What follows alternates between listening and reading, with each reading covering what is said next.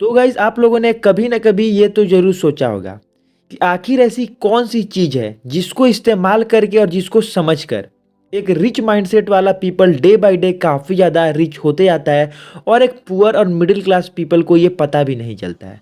तो आज के इस वाले वीडियो के अंदर हम लोग सीक्रेट्स ऑफ रिच पीपल के बारे में बात करने वाले हैं। तो चलिए अपनी आज के इस वाली बेहतरीन सी लर्निंग जर्नी को शुरू करते हैं। तो हमारे रियल लाइफ में बेसिकली से तीन तरह के लोग होते हैं।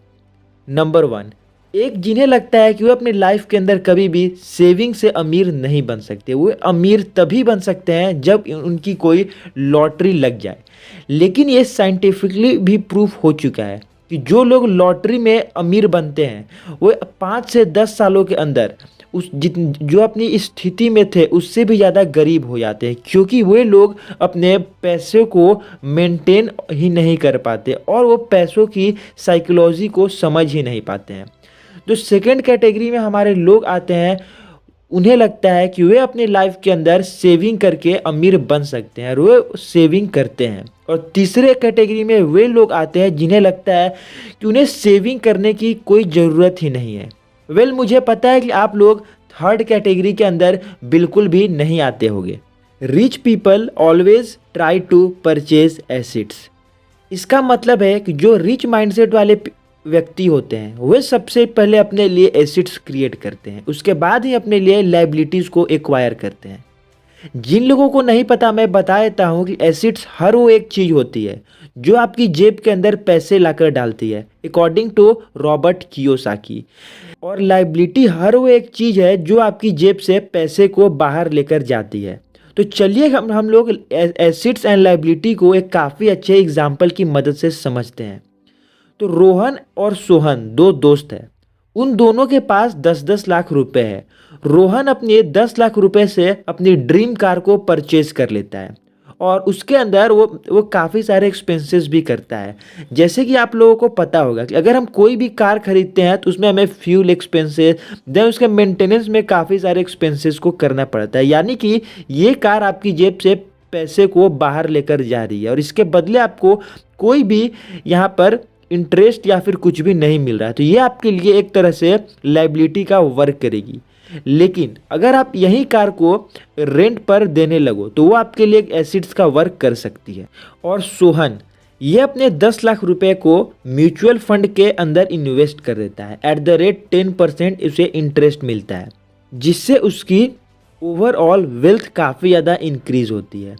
और उसके पास 40 सालों के बाद उसके पास होंगे 26.78 करोड़ रुपीस, जो कि एक काफ़ी बड़ा अमाउंट है। और उसने बस एक कार को परचेज नहीं किया होगा और इस कार की वजह से जो रोहन है उसको काफ़ी सारे पैसे खर्च भी करने पड़े। तो इस वाले एग्जाम्पल के अंदर आई होप आप लोगों ने एसेट्स एंड लाइबिलिटी के बीच के डिफरेंस को समझा होगा। इसका ये मतलब नहीं है कि आप लोगों को अपने लाइफ के अंदर सिर्फ एसेट्स को क्रिएट करना है, बल्कि आपको ऐशो आराम वाली चीज़ों को भी परचेज करना है जिससे आप अपनी लाइफ को एंजॉय कर सको। लेकिन ऑथर कहते हैं कि उनके अनुसार अगर आप कोई भी चीज़ को परचेज करना चाहते हो तो उसके लिए आप 2 रूल को फॉलो कर सकते हो। सबसे पहले, आप जितने की लाइबिलिटी को परचेज करना चाहते हो आप उतने ही अमाउंट को इन्वेस्ट करो, उसके बाद ही आप उस लाइबिलिटी को परचेज करो। हमें अपनी रियल लाइफ के अंदर पैसों के साथ साथ अपने माइंडसेट से भी अमीर होना चाहिए। जितना कि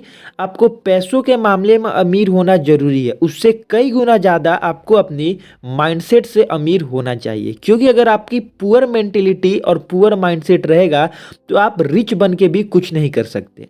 सो ऑलवेज हमें ट्राई करना चाहिए कि हम अपनी सोच से अमीर बने, ना कि हम शो ऑफ करके अमीर दिखें। तो काफ़ी सारे लोग ऑलवेज ये पूछते हैं कि हमें कौन से म्यूचुअल फंड्स और इंडेक्स फंड के अंदर इन्वेस्ट करना चाहिए जिससे हमें एक एफडी से अच्छा इंटरेस्ट मिल सके। तो पिछले 20 सालों के अंदर अगर आप लोग सभी म्यूचुअल फंड्स के कंपेयर करोगे तो आप लोगों ये रिजल्ट पाओगे कि जो सबसे वर्स्ट म्यूचुअल फंड है उसने भी 20 सालों के में एवरेज 8% पर एनम का हमें इंटरेस्ट दिया है, जो कि एक नॉर्मल एफडी से काफ़ी ज़्यादा होता है। तो आप लोग कोई सा भी म्यूचुअल फंड और इंडेक्स फंड को कंसीडर कर सकते हो according to your research.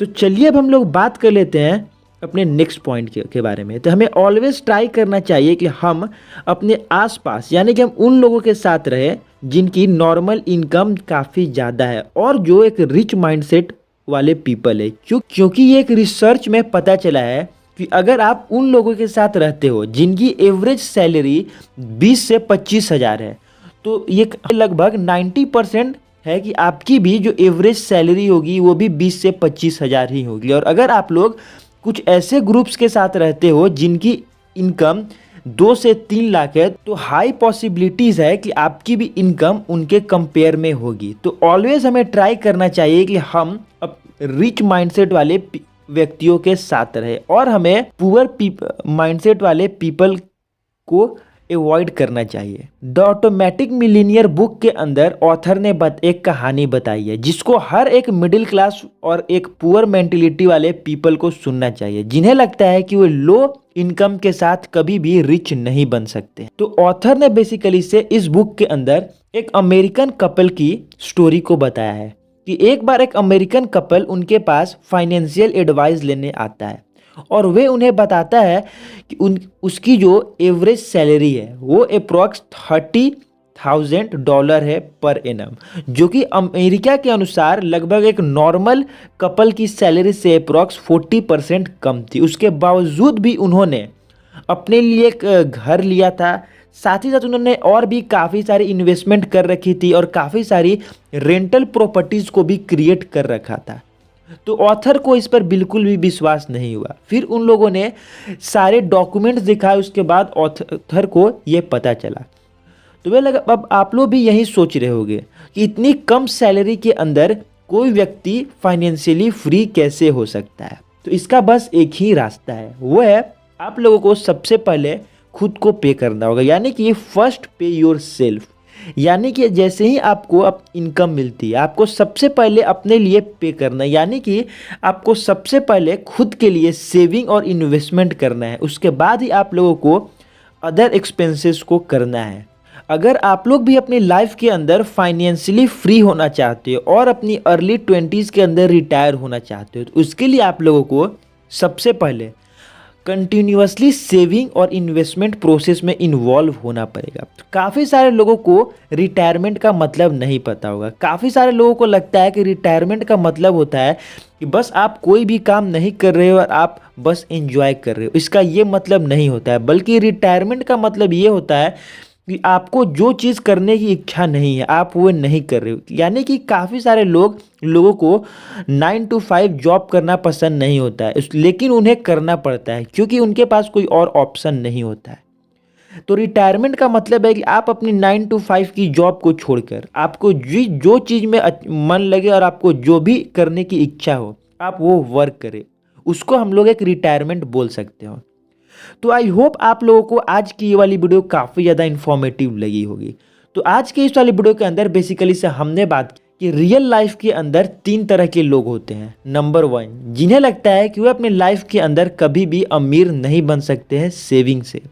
Number 2, जिन्हें लगता है वो अपने लाइफ के अंदर सेविंग और इन्वेस्टमेंट प्रोसेस से रिच बन सकते हैं। और नंबर 3, जिन्हें लगता है कि उन्हें सेविंग करने की कोई ज़रूरत ही नहीं है। पॉइंट 2 के अंदर हमने बात किया rich people always create assets first. साथ ही साथ हमने थर्ड पॉइंट के अंदर बात किया कि हमें अपने पैसों के साथ साथ हमें अपनी सोच से भी अमीर बनना चाहिए। और लास्ट पॉइंट के अंदर हमने बात किया फर्स्ट पे योर सेल्फ।